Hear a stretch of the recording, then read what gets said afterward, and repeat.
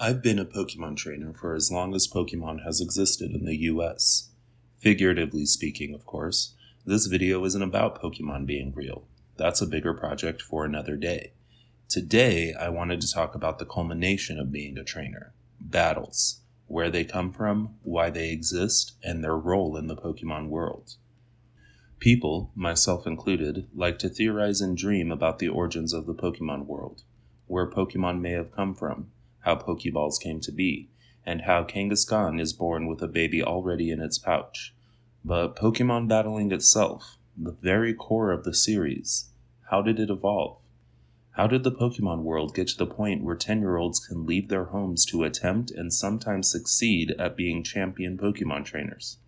That's what this video seeks to find. Join me as I look into the history of battling in the Pokemon world.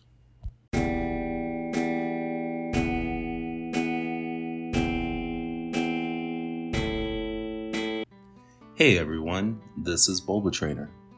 Lots of the media we consume come with unanswered questions, like in Kingdom Hearts, where are the parents? In Star Trek Voyager, why doesn't Janeway remember the Krenim when Kess wrote a report on them? The temporal variance of the torpedoes was even the same.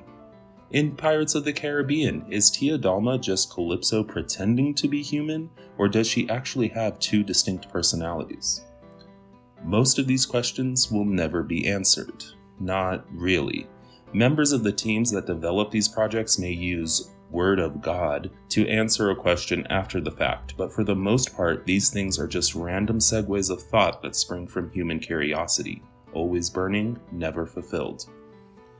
Since I love history, politics, and religion, I add that filter onto my questions too.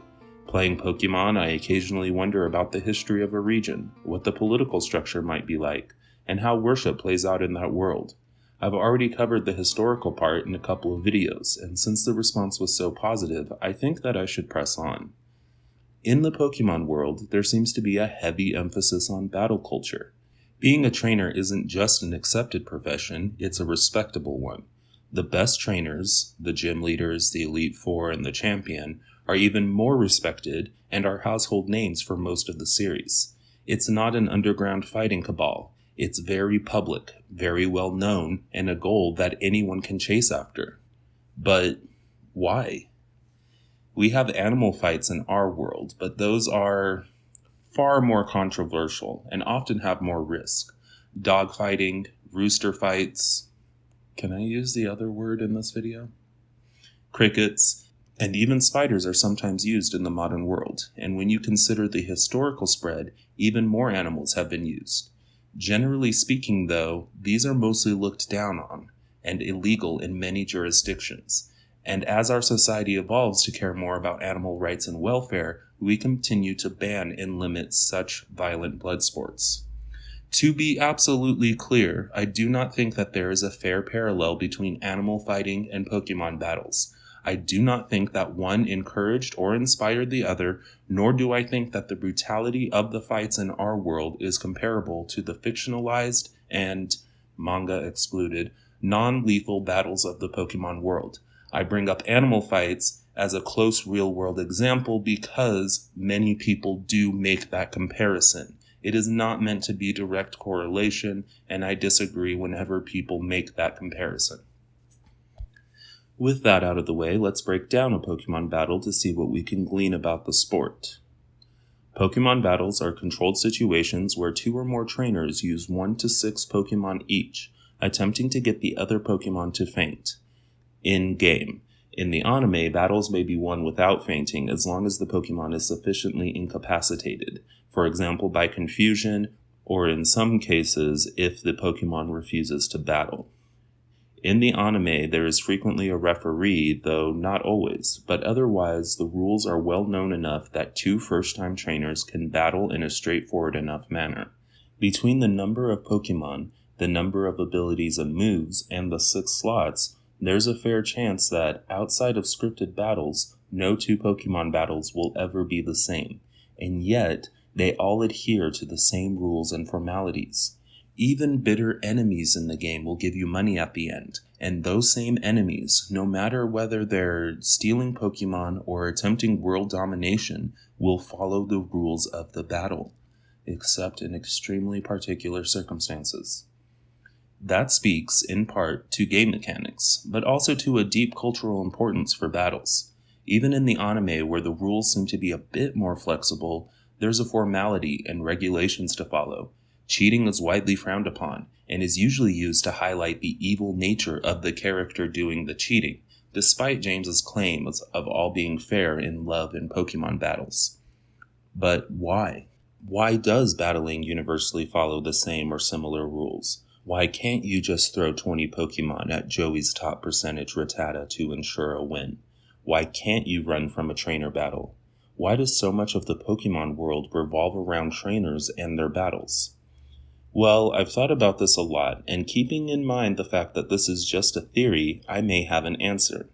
And it doesn't lie in dogfights or cricket sparring at all, but in gladiators, rikishi, which is the proper name for a professional of sumo, and some of the Mesoamerican ball games. What do these three have in common, especially in regards to Pokemon? Well, they were/are ritualized for religious purposes, or at the very least started out that way.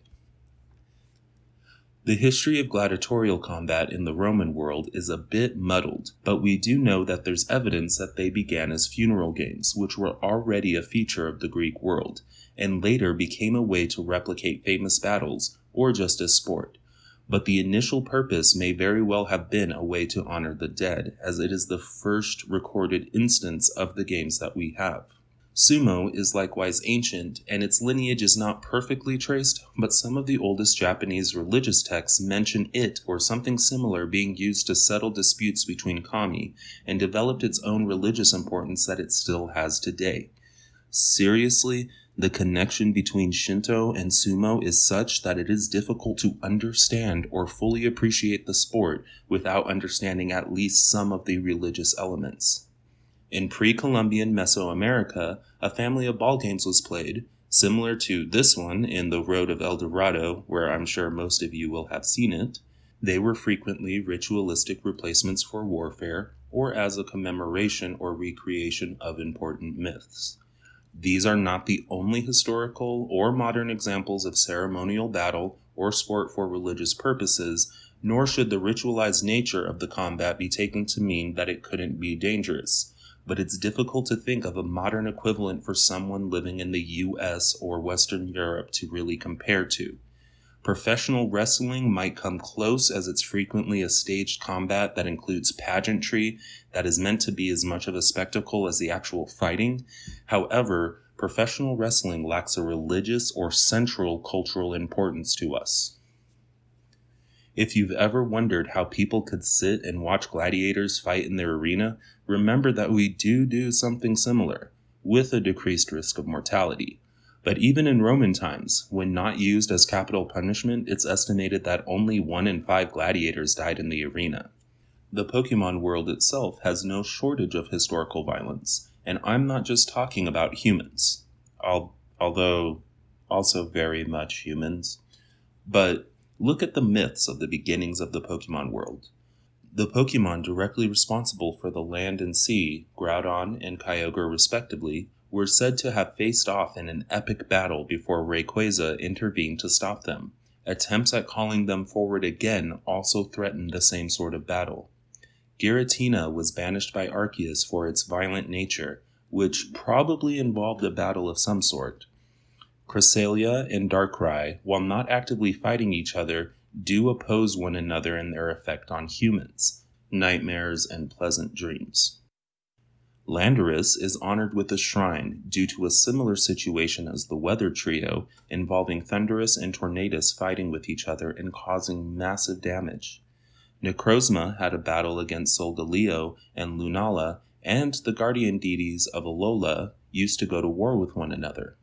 Zacian and Zamazenta battled against Eternatus in the past and in the events of Sword and Shield. The Swords of Justice were also involved in a war, but not with each other. They were trying to stop 2 factions of humans from causing further harm to Pokemon, So we'll skip over that. That's actually a lot of violence. The theory delving into the divine nature of many of the Pokemon I just listed is another video for another time, but it suffices to say that in Pokemon history, there have been several major battles involving primordial forces that were more or less out of the hands of humans. Why is this significant? Well, let's look at the real-world example again. We have Sumo, which is, in part, inspired by a myth of a battle between two kami. We have the Mesoamerican ball game, which was sometimes used as a sacred recreation of several myths, which included connections to divine warfare or retribution. And we have the gladiatorial games, which started out as funeral games to tribute or sacrifice for the honored dead. Ancestor veneration is a very complex religious belief, which varies with time and locale, but for simplicity, it can be said that Greek and Roman funeral games were for deities. Emulating or honoring deities or recreating famous battles have been the source of sports and public entertainment for thousands of years. And why wouldn't it be? Regardless of your personal feelings on the topic, religion is a very important part of society and culture. People can fight over it, die over it, but it can also bring people together and create a common thread for a people of a particular region. Why wouldn't the Pokemon world have similar importance on the subject? We know that many of the legendary Pokemon listed above are important to the region that introduces them. They are worshipped, honored with shrines, prayed to, and, at the very least, respected for their power. If these ancient titans battled with each other, and those battles were part of forming the world, it would be a very important aspect of the culture and society of the Pokemon world. When this topic first entered my mind, I thought the answer would lie in warfare. I thought that Pokemon battles may have evolved as a safer way of two factions going to war, but I don't think so anymore. That doesn't mean necessarily that they weren't ever used for that purpose, but I do not think that's the source of Pokemon battles. I think Pokemon battles evolved from, and to this day still are, a pseudo-religious ritual, ceremoniously honoring or reenacting the battles that the oldest and strongest Pokemon took part in when the world was still young. Let's take Groudon and Kyogre as an example. They fought with each other, and if they did so again, they might threaten civilization. Titanomachy? Anyone? But Groudon and Kyogre are also responsible for the land and oceans. They're important to everyone in the Pokemon world not living in the sky. Imagine, a few thousand years ago, after hearing the stories, residents of a seaside village and a mountain town decide to have a festival to celebrate their two deities. Part of that festival very well could have included a mock battle to commemorate the one that the two took part in. It wasn't the two people going to war, it was just a fun little show. At the end, the losing town gave gifts to the winning town in a show of camaraderie. Or maybe the losing town was the one who provided that year's offerings to the shrines and temples of the Pokemon in question. Spectators of the battle didn't want to have to wait until the next year to see another one, so they took their own Pokemon and did it themselves. Not directly for ritual reasons, but inspired by it. Like Roman gladiator games, the original meaning wasn't perfectly preserved, and having them more frequently meant that some new rules had to be set in place. One-on-one, as most of the ancient battles were, though different regions may have traditions of more Pokemon, which is why variable battle styles have been introduced. You can't run from the battle any more than Kyogre and Groudon were willing to back away from each other without the help of an outside referee, like Rayquaza. Prizes are still given to the winners in a symbolic representation of the offerings made to the worshipped Pokemon, or maybe even as actual offerings themselves. Many religions and cultures, past and present, consider helping or giving to others as a path to virtue. I'll take this time to mention that prize money is not mentioned in the anime, but it's also not specifically mentioned that it doesn't exist either. Maybe the show writers didn't want to be bothered with pecuniary details, and prize money isn't the linchpin of the theory anyways. I also mentioned 6 Pokemon at the beginning, but I don't really have an in-depth reason for this limit, other than to think that it was added when Pokemon battling became more formalized. Because the formalization of Pokemon battles would hardly be surprising if battling as a sport became widespread, as its popularity increased, a set of rules had to be established so the sport could become official, and that could just be when they picked the 6 Pokemon. Though if anyone has any ideas on how 6 Pokemon in particular might fit into this theory, please let me know down below. Recreating and honoring ancient battles that help shape the Pokemon world would explain why it's so widespread and deeply ingrained in their culture. Becoming a Pokemon trainer as a respectable profession would be because the idea of paying homage to these ancient origins is as respectable as becoming a monk or a priestess in our world. For many cultures where religion is still influential, joining the religious class is an honorable and proud thing to do. And while I think it might be a stretch to say that Ash Ketchum is on par with a monk, to the society of the Pokemon world, the respect might be similar because of the unique origins of battling. That every Pokemon battle is honoring the deities of that world would also explain why even villains like Silver or Team Flare still follow the rules of the match. They may not have any respect for human law, but they still honor or fear reprisals for ignoring the cultural or religious traditions of their society and deities. My thought process for how Pokemon battles may have evolved came from my understanding of how some of our own sports have evolved over time, but there's a direct reference to this theory in Sun and Moon. In that generation, a new type of battle was introduced called Battle Royale. Battle Royale is specifically said to have evolved from the guardian deities Tapu Fini, Tapu Lele, Tapu Koko, and Tapu Bulu, and their occasional sparring matches to decide who is the best of them. And of course, there are exceptions to the rules of Pokemon battles in the anime or ancillary texts. Even in the games, not all battles will net you prize money. In the ORAS games, there are certain situations which 5 Team Magma or Aqua Grunts will attack you at once, mimicking horde encounters, and even as far back as Generation 3, a pair of trainers may approach your singular character to initiate a double battle. But there are still rules and overall Pokemon limits, meaning that each variable style of battle may have just evolved a little bit differently in different regions after the critical rules were set down. At their core, Pokemon battles are a defining feature of the Pokemon world. People can and do choose many career paths outside of being a trainer. Pokemon have more uses in the world than just for skirmishes, and there are even other sports and ways to compete with and without Pokemon, such as baseball or contests. But battling is a massive cultural force in a way that's difficult to find a parallel to in our own world. The prestige of being a gym leader or champion doesn't appear to be matched by any other profession. Many NPCs you meet along the way challenge you to battles because they're also trainers. Being 10 to 17 and telling your parents you're leaving home to train Pokemon is a valid life path, and some of the trainer classes are even younger than that. In every representation of the Pokemon franchise, from anime to games to Detective Pikachu, battling is also a massive spectator sport, recognized, regulated, and respected. There are sports that are extremely popular in our world, but they frequently lack the cultural magnitude of Pokemon battles, and I think that's because they simply can't keep up. We don't play football to recreate a battle between 2 gods. Lacrosse isn't played as a reminder of the time that spirits waged war against the forces of darkness. And even though individual matches may be dedicated to someone who has passed away, soccer wasn't established for honoring the dead. And wrestling is so widespread throughout history that it's naturally included in some myths, but John Cena and Soslan Romanov aren't reenacting any of them or competing in the sport as a religious affair.